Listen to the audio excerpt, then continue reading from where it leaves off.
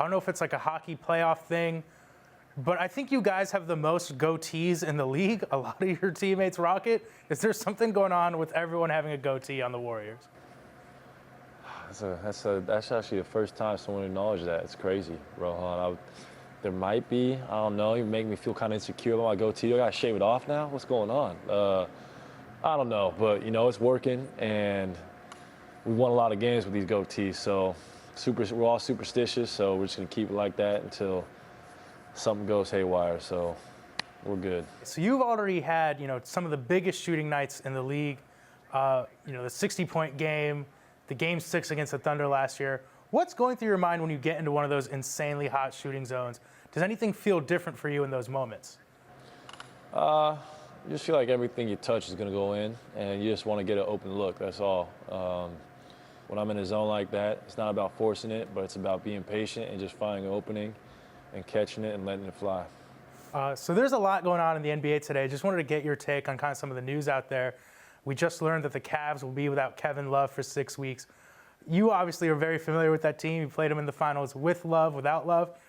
How big of a loss is that to Cleveland when he's not in the lineup? Well, he's a great floor spacer for him. He's a great rebounder, and he is one of the best outlet passers in the NBA. So it's a big loss for him. I think they'll be fine because it's not the playoffs, and it's not like they're coasting, but they can kind of taper it back a little bit and still lock up that number 1 seed in the East. So I think it's just a minor setback for the Cavs. 6 weeks, he'll be back in time, so I don't think it's going to hurt him too badly. But in the present it will, but I don't think down the line it will that bad. Now, I got to put you on the spot a little bit here. Do you expect to see that team back in the finals this season?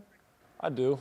I think they're the best team in the East. They have a three-headed monster, obviously, in those 3 All-Stars, and they got guys who know their role.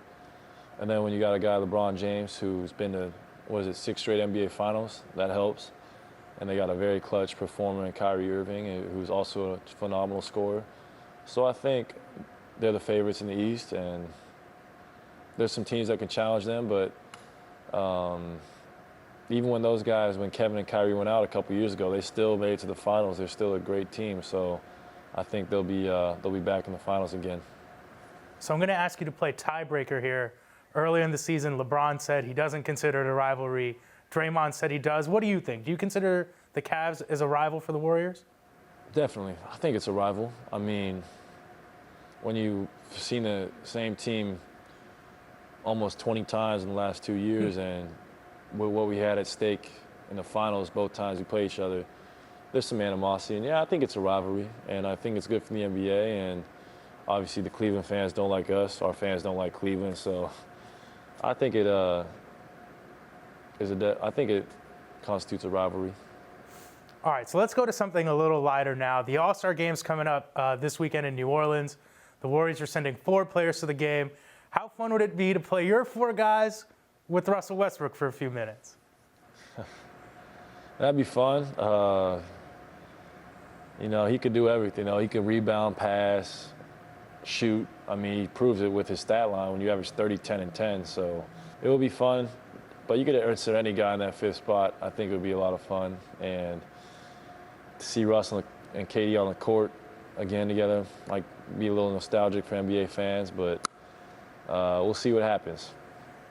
So after your game against the Nuggets, a fan started taunting Kevin Durant about the loss. KD responded pretty decisively, saying that you guys would sweep the Nuggets if you faced them in a playoff series. When a fan's taunting you guys like that, do you just blow it off, or do you ever use it as motivation? You gotta ignore it. I mean, fans are gonna say crazy stuff. That's what they pay a ticket for. They're fans. We were all fans once, and some of us were reckless fans. So I like his confidence, though. We might see him in the first round, and I gotta agree with my man. I think we'd have a good chance to sweep him as well. I have confidence in this team, and if we see him in the first round, it could be a good matchup, but we'll see. Yeah, I have a lot of confidence. I think I'm with Kevin on that one, too. Let's go back to All-Star real quick. You will be defending your crown in the 3-point shooting contest in New Orleans. Give us the biggest reason why you will repeat as the champion. Probably because I drink chocolate milk. If you want to make threes, you got to drink chocolate milk. It's good for your muscles. It's all natural. It's backed by science, and it tastes delicious.